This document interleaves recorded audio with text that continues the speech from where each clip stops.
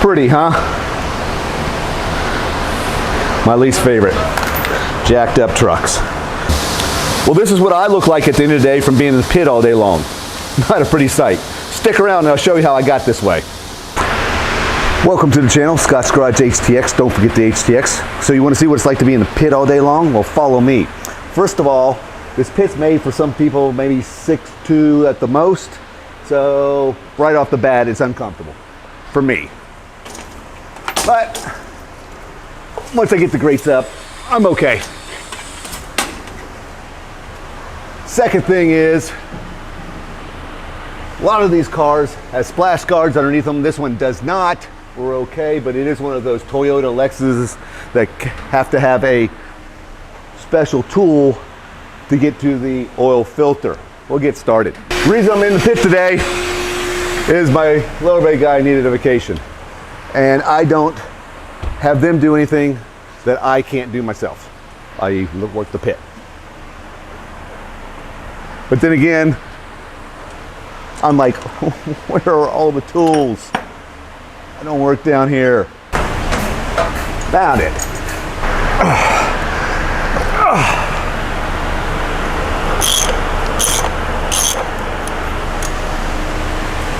So on these, or I can maybe talk to this one.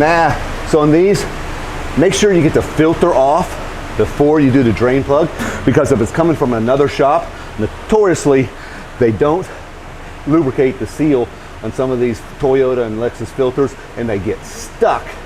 And you don't want to drain the oil before you realize you can't change the filter and need to send them back to where they came from, and you got an empty crankcase of oil. So get the oil filter first. And on these Lexus Toyotas, lubricate that seal.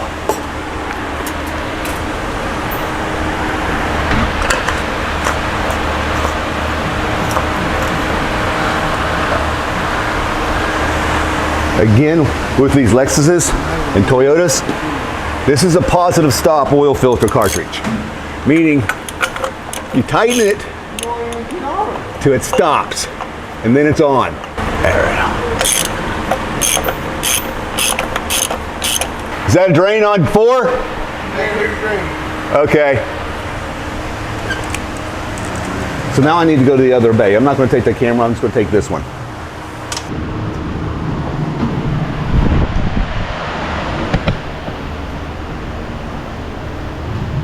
Oh, again, the grates.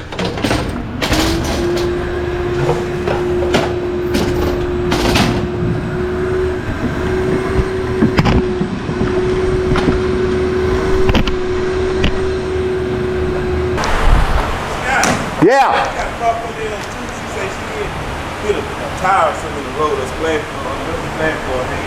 Her splash guard's hanging down. Okay, she hit something in the road? Okay. Well, get over, even get over the grate? No, it's stopping at the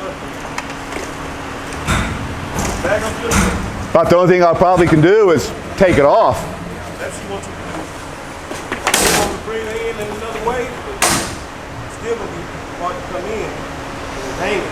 I don't have, you know, I mean. So, another problem, sorry for all the glare.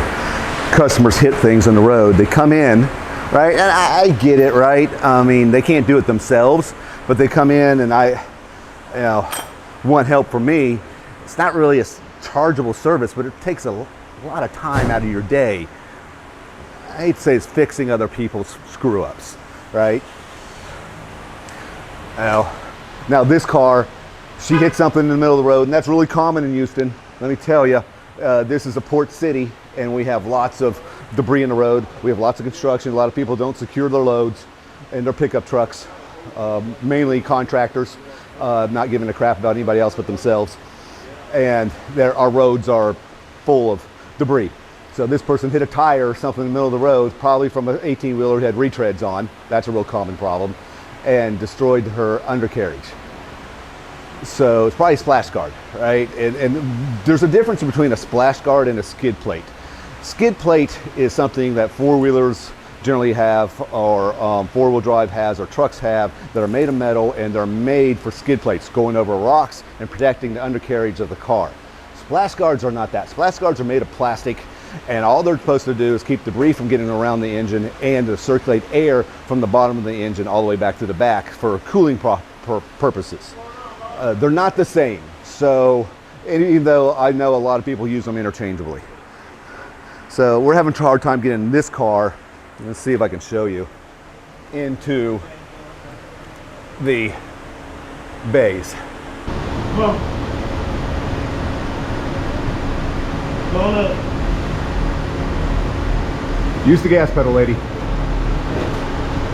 Thank you. Come on. All right, hold up.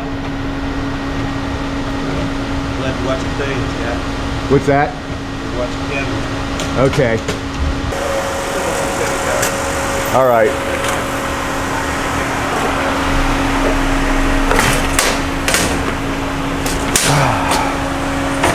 Well, as you can see, this is messed up.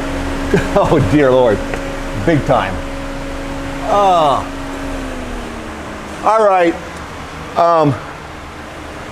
Now, I'm going to show you something on these Hondas. I'm going to try to do it down here. I hope I can get down. Okay, so Honda has this metal splash guard right here, and it's in the middle of all this plastic here. All this right here, all that around there is really a orchestrated piece, all one piece together. I hope I'm getting this picked up right, but all of this right here, all the way around, all the way to the back, is really one sail unit for Honda. If you go in and say, I need this metal splash guard, they're gonna laugh at you and say, nope, you gotta buy this whole thing itself. And it's like $300, $400. I don't know, it's somewhere around there. And it's so yeah, that's how they get you, right? That's a common phrase. You can't just buy this metal piece that's screwed up. You've got to buy the whole section. All right, let's see what we have here. In there anymore?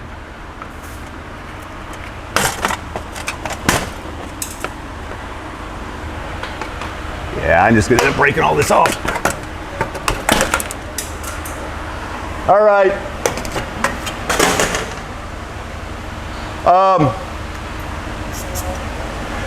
Am I doing an oil change on this too? Okay, so just let her know that there's the piece, but you know, you can only buy this piece and all plastic and metal together. It's kind of a bummer. Okay, I'll take care of it. Now on these oil filters, okay, you know, they always say lubricate the seal, like I've been saying to do on those Toyotas and Lexuses.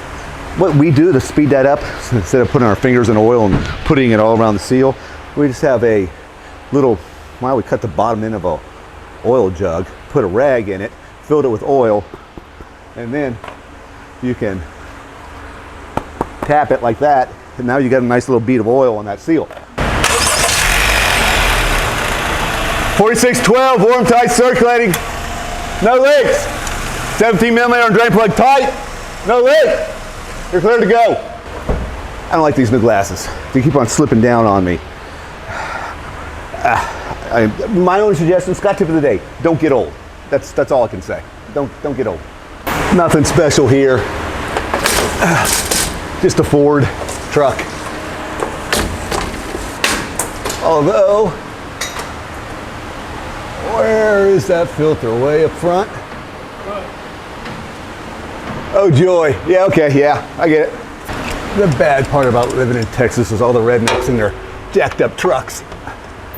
At least for an oil change company.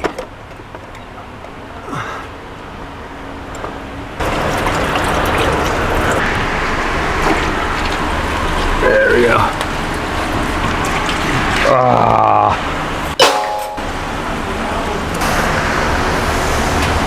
Pretty, huh? My least favorite, jacked up trucks. Oh well, do what I can, no big deal. Just makes it more difficult. Messy job at times. All right, this car has a splash guard. Shouldn't be any big deal, but still we have to take it down.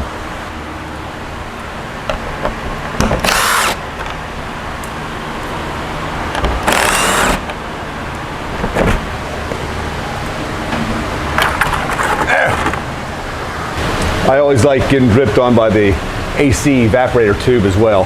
Sometimes it's really cool because it doesn't get hit on the engine or drop off. Other times it hits the engine first and it's scalding hot. Now here's something that you should do, and if I catch my employees doing it, I try to correct them on it immediately, and that is, do not put that splash guard back up until you do your safety checks. How can you check the drain plug and the filter if the splash guard's back up? You can't. Start it up.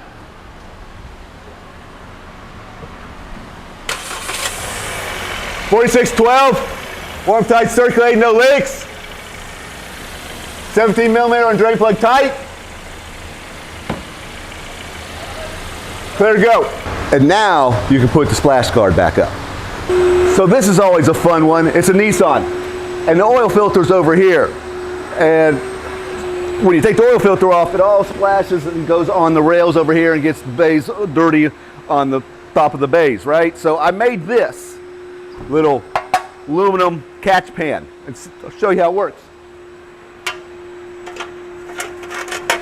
I end up putting it right there, so when I reach up in here and get the oil filter,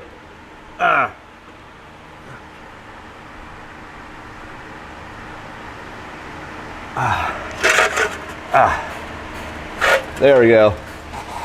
The oil falls on the catch pan and not the floor of the bays.